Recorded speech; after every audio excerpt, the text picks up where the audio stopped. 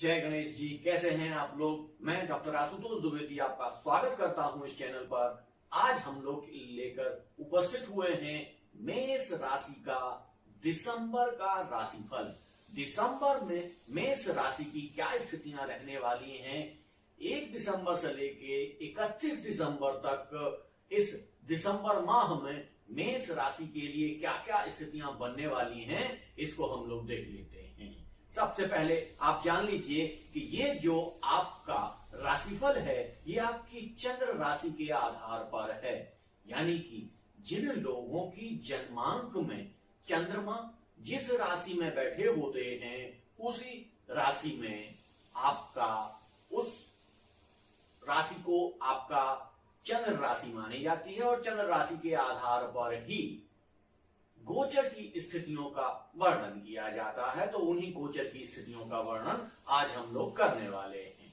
चलिए आइए देख लेते हैं कि जब आपकी मेष राशि बनती है तो मेष राशि में पहले खाने में 1 नंबर लिखा होता है, दूसरे में 2 number, 3 number, 4 number, 5 number, 6 number, 7 number, 8 number, 9 number, 10 number, 11 number, 12 number, इस तरीके से सीधे के सीधे 12 के 12 भावों में वही नंबर पड़े होते हैं जो वो भाव होते हैं। इसलिए चलिए आइए हम लोग देख लेते हैं सबसे पहले कि कौन कौन से ग्रह कहां कहां पर बैठे हुए हैं।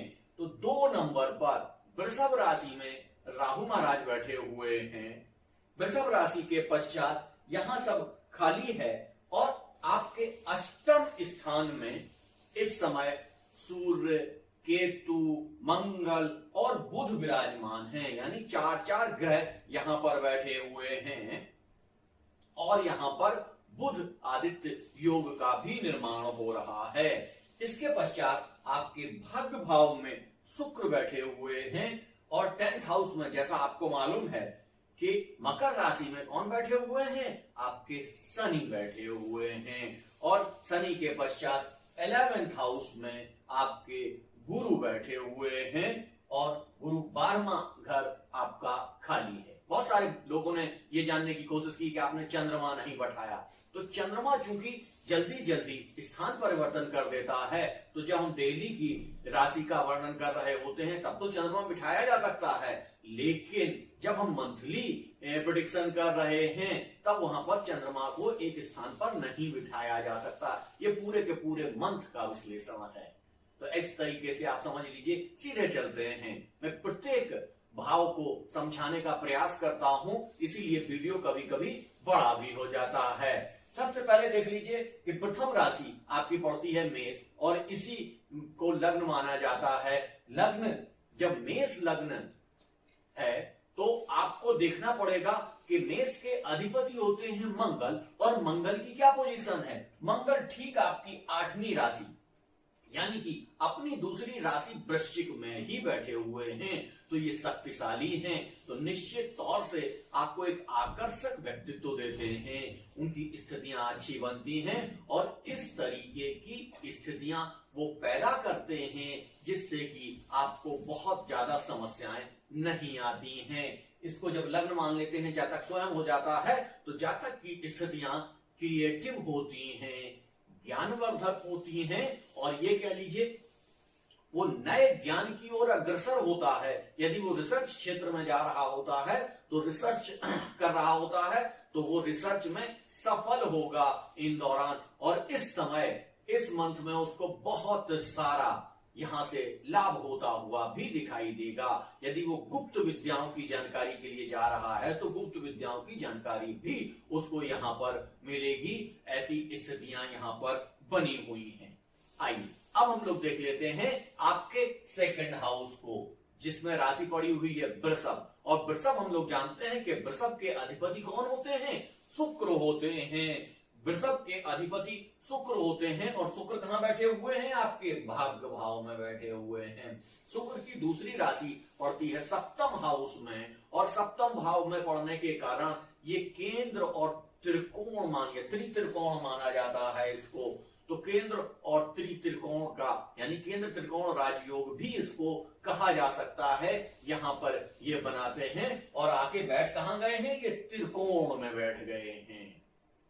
यानी कि त्रिकोण और जाके केंद्र में तो इनकी राशियां पड़ी हुई हैं और ये त्रिकोण में बैठ गए हैं। ऐसी स्थितियां होने के कारण निश्चित तौर से ये आपको बहुत सारा लाभ देने की स्थिति में हैं और वहीं पर सेकंड हाउस में उच्च के राहु विराजमान हैं। उच्च के राहु विराजमान होने के साथ साथ इस पर मंगल की दृष्टि पड़ रही है। मंगल आपके लग्न के स्वामी हैं, अधिपति हैं, तो मंगल की जब दृष्टि पड़ रही है तो निश्चित तौर से निवेश के बहुत साधन आपके खुलेंगे।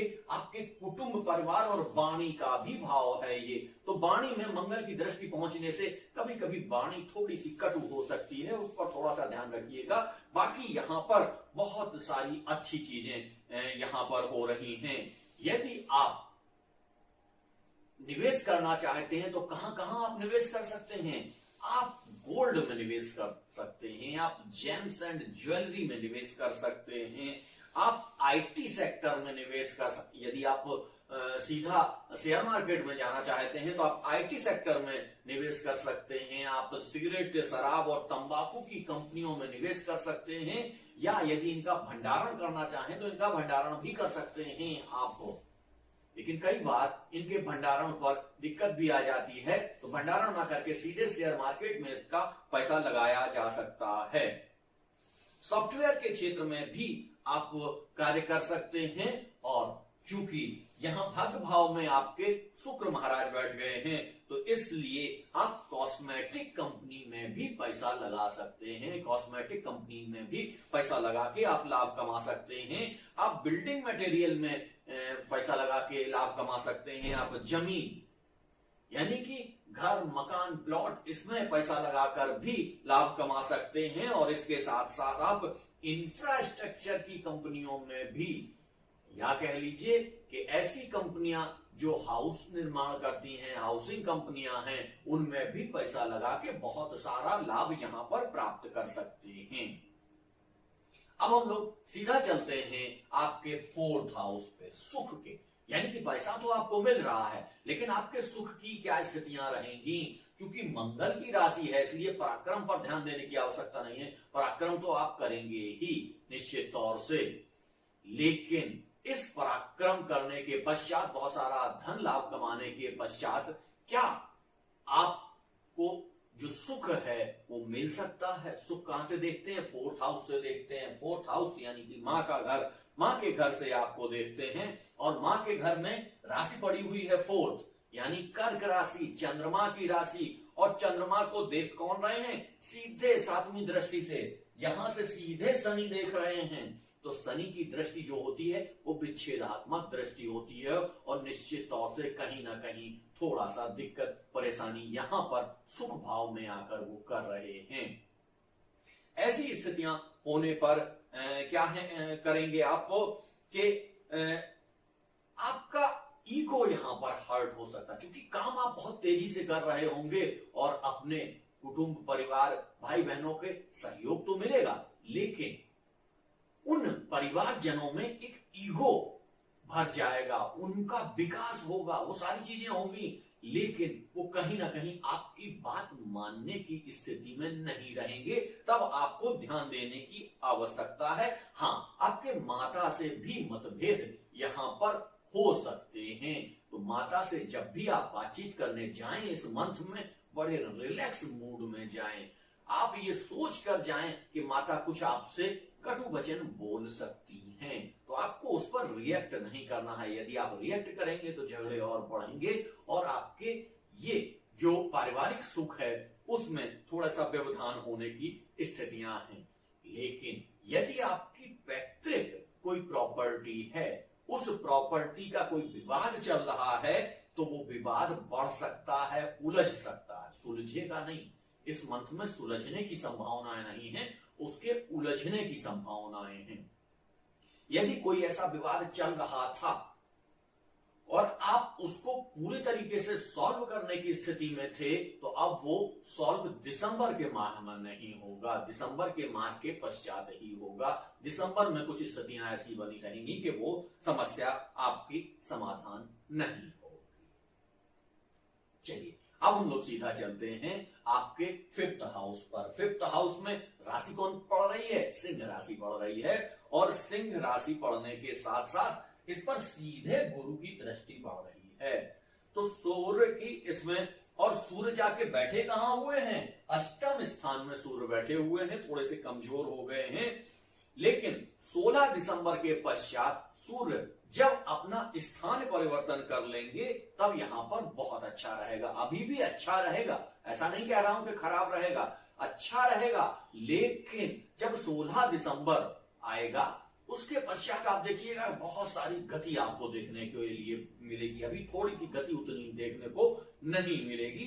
इसलिए ये भाव कौन सा भाव है? आपकी शिक्षा का भाव है, आपके संतान का भाव है, आपके रिलेशंस का भाव है, आपके प्रेम संबंधों का भाव है। तो यहां पर क्या होने वाला है, इसको चलिए हम लोग विस्तार से समझ लेते हैं कि ऐसे जातक जो मैनेजमेंट की पढ़ाई कर रहे हैं, जो सरकारी सेवा की तैयारी कर रहे हैं, जो इंजीनियरिंग कर रहे हैं, किसी भी प्रकार की इंजीनियरिंग हो, सॉफ्टवेयर हो, मैकेनिकल हो, केमिकल हो, किसी भी प्रकार की इंजीनियरिंग क्षेत्र में हो, क्योंकि 10th हाउस में आकर कौन बैठ गए हैं? शनि महाराज बैठ गए हैं। और शनि महाराज क्या करते हैं? टेक्निकल देवता हैं, टेक्निक के ही देवता हैं। तो टेक्निकल स्टूडेंट जो भी होंगे, और गुरु की सीधी पंचम पर दृष्टि पड़ रही है, इसके कारण यहां पर बहुत अच्छे रिजल्ट देखने को मिलेंगे। और हाँ, एक चीज और भी है, जो कृषि से संबंधित या कृषि इंजीनियरिंग में लगे हैं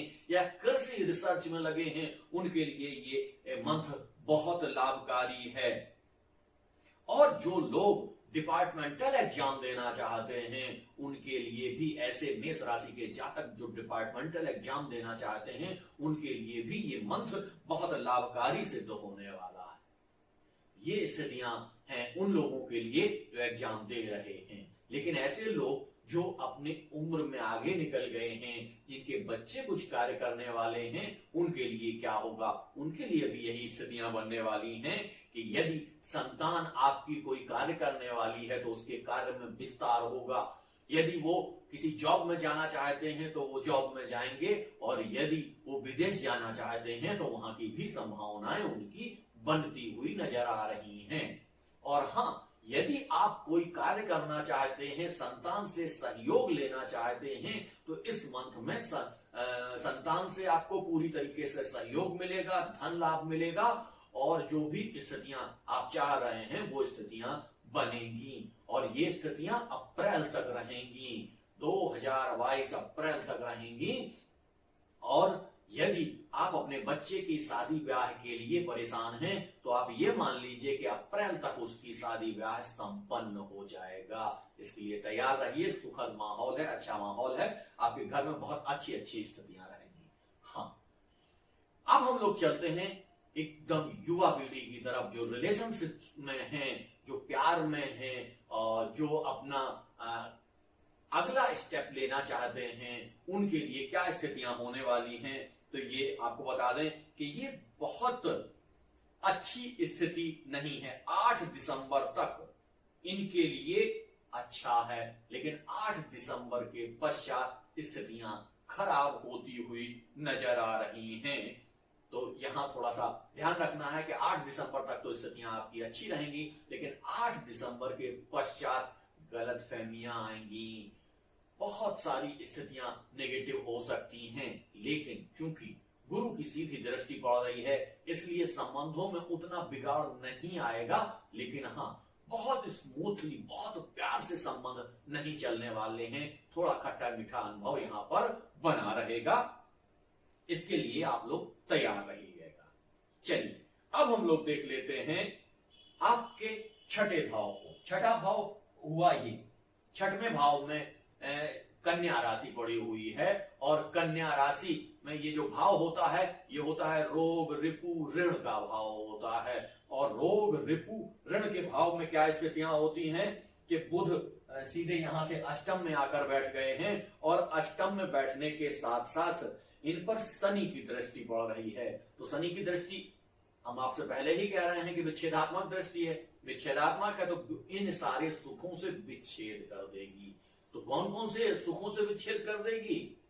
रोग रिपु ऋण से। ये तो बहुत अच्छी चीज, कि रोग भी आपके पास नहीं आएंगे, रिपु भी आपके पास नहीं आएंगे, ऋण से भी आपको छुटकारा मिलता हुआ नजर आ रहा है।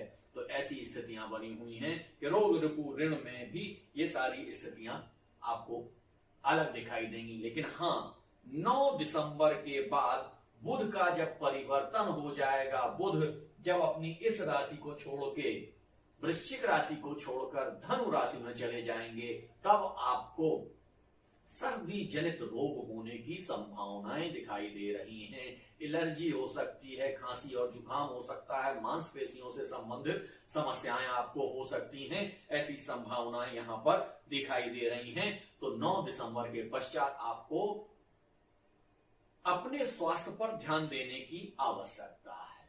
चलिए अब हम सीधे चलते हैं आपके सप्तम स्थान पर। सप्तम स्थान है ये, और इस पर राशि भी 7वीं यानी तुला राशि बनी हुई है। तो यहां पर क्या हो रहा है इसको हम लोग देख लेते हैं कि तुला राशि के अधिपति होते हैं शुक्र, और शुक्र क्या कर रहे हैं, शुक्र केंद्र त्रिकोण राजयोग भी बना रहे हैं। शुक्र क्या कर रहे हैं, केंद्र त्रिकोण राजयोग बना रहे हैं। परंतु 8 दिसंबर से शुक्र मकर में यानी 10th हाउस में, यहां से सीधे यहां पर 10th हाउस में चले जाएंगे, और 10th हाउस में शुक्र को अच्छा नहीं माना जाता है। वहां वो आपको आलस्य प्रदान कर देंगे, आपके कार्यों में थोड़ा सा लग्जरी लाने की कोशिश कर देंगे। तो 10th हाउस में शुक्र को कतई अच्छा नहीं माना जाता, ये आप मान लीजिए। तो वहां जब वो पहुंच जाएंगे, गुरु तथा शनि की दृष्टि भी यहां पर आ रही है, और गुरु तथा शनि की दृष्टि से यहां पर आपको निश्चित तौर से दांपत्य जीवन में, आपके पार्टनरशिप में बहुत अच्छे खट्टे मीठे अनुभव देखने को मिलते रहेंगे। शनि की जो विच्छेदात्मक दृष्टि है और गुरु की अमृतमयी दृष्टि है, तो निश्चित तौर से इस मंथ में आपके दांपत्य जीवन में भी थोड़ी सी टकराहट हो सकती है, लेकिन वो भी टकराहट इतनी ज्यादा नहीं होगी। और आपके यदि पार्टनरशिप में आप व्यापार कर रहे हैं, तो निश्चित तौर से उसमें भी थोड़ी से मतभेद दिखाई दे सकते हैं। लेकिन गुरु की अमृतमयी दृष्टि वहां पहुंच रही है, जिससे और सारे नुकसान होने की संभावनाएं नहीं है, ना पार्टनरशिप टूटने की संभावना है, और ना ही आपकी शादी ब्याह टूटने की संभावनाएं हैं, दाम्पत्य जीवन टूटने की संभावनाएं हैं। ऐसी स्थितियां कतई नहीं दिखाई दे रही हैं। तो ये स्थिति अच्छी ही मानी जाएगी, इसको खराब नहीं माना जा सकता है। सीधे चलते हैं अब आपके अष्टम भाव पर। तो अष्टम भाव क्या कर रहा है, अष्टम भाव में वृश्चिक राशि बढ़ती है, और वृश्चिक राशि के अधिपति हैं मंगल, और मंगल भी वहीं बैठे हुए हैं। और मंगल के यहां बैठने से हो क्या रहा है कि यदि आपकी जो रुचि है वो रिसर्च की तरफ ले जाएंगे, आपकी जो मानसिक स्थितियां हैं वो कहीं ना कहीं आध्यात्म की ओर भी जाती हुई नजर आ सकती हैं। ऐसी स्थितियां यहां पर दिखाई दे रही हैं। अब सीधे देखते हैं आपके 9th हाउस को। यहां पर शुक्र महाराज बैठे हुए हैं, और शुक्र महाराज की स्थितियां अच्छी हैं, यहां पर खराब नहीं है। जैसे ही ये 10th हाउस में पहुंचेंगे, तब थोड़ी सी गड़बड़ियां करने की कोशिश करेंगे।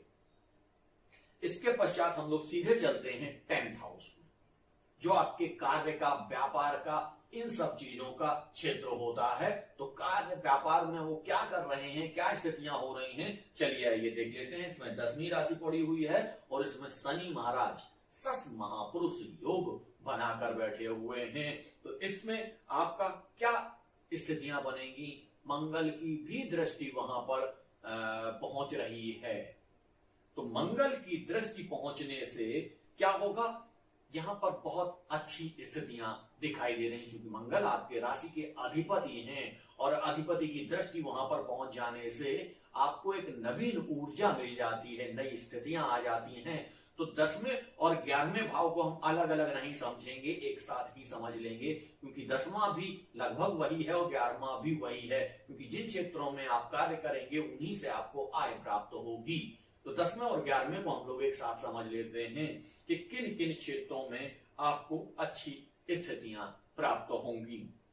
तो इसमें सीधा सा देख लीजिए कि टेक्नोलॉजी के कारक हैं शनि महाराज, और शनि महाराज जहां पर बैठते हैं वहां की स्थितियां बहुत अच्छी कर देते हैं, उनमें बहुत बल भर देते हैं। तो शनि महाराज टेक्नोलॉजी से संबंधित है, तो कोई भी मेटल, मेडिसिन, पेट्रोलियम से संबंधित जो भी कार्य हैं वो आप कर सकते हैं। और शनि महाराज के बारे में कहा जाता है सेवा से संबंधित कार्य, सेवा से संबंधित जो भी कार्य में लोग जुड़े हुए हैं, जो ड्राइवर हैं, कंडक्टर हैं, जो और सेवा प्रदान करते हैं, नाई हैं, ब्यूटी पार्लर चला रहे हैं, इन सारे लोगों को बहुत सारा लाभ होता हुआ हमें यहाँ पर दिखाई दे रहा है। जो कंस्ट्रक्शन के क्षेत्र में जुड़े हुए हैं उनको भी बहुत सारा लाभ दिखाई दे रहा है। जो आईटी सेक्टर में है, सॉफ्टवेयर क्षेत्र में है, उनको भी बहुत सारा लाभ होता हुआ यहाँ पर दिखाई दे रहा है। जो सिगरेट, शराब, तंबाकू के क्षेत्र में है उनको भी यहाँ से बहुत सारा लाभ होता हुआ दिखाई दे रहा है। उनके कार्य में विस्तार होगा, उनके क्षेत्र में विस्तार होगा। और जो लोग लेबर कॉन्ट्रैक्टर का काम करते हैं उनको भी यहां से लाभ होता हुआ दिखाई दे रहा है। इसके साथ साथ जो जमीन जायदाद का काम करते हैं उनको, जो होटल का काम करते हैं उनको भी यहां पर बहुत सारा लाभ होता हुआ दिखाई दे रहा है। और जैसे ही सूर्य चेंज हो जाएंगे तो ऐसे लोग जो सेना में हैं, मिलिट्री में हैं, उनको भी बहुत सारा लाभ होता हुआ दिसंबर माह में दिखाई दे रहा है। वो कुछ सुकून पा सकते हैं, जो स्थितियां उनको थोड़ा सा ठीक प्रतीत हो सकती हैं, ऐसी स्थितियां यहाँ पर दिखाई दे रही हैं। और यहीं से आपकी आय भी बढ़ेगी, और आय को आप निवेश स्थान पर जो चीजें हमने बताई थी उनसे रिलेट करके देख सकते हैं। यहाँ दोबारा नहीं बताएंगे क्योंकि लोग कहने लगते हैं वीडियो बहुत बड़ा हो जाता है, इसलिए जब आपको हम वहां निवेश करवा रहे हैं तो वो अच्छी स्थितियां हैं, वहीं से आप लाभ भी कमाएंगे और उन्हीं सेक्टर में जाके आप निवेश भी करेंगे। थोड़ी सी स्थितियां अंतर रहती हैं लेकिन लगभग स्थितियां वही रहती हैं। तो इन सारी चीजों को आप समझ सकते हैं। हाँ, यहां पर कुछ चीजों को में आपको उपाय की आवश्यकता है। जैसे कई बार हम लोग पिछले महीने जब चल रहे थे तब गुरु को उपाय बता रहे थे क्योंकि गुरु वहां पर ठीक नहीं थे, लेकिन यहाँ पे क्या करना है, आपको सूर्य के उपाय करना है, आदित्य हृदय स्तोत्र का पाठ करना है, या सूर्य को अर्घ दे देना है। सुबह उठ के सूर्य को अर्घ दे देना है।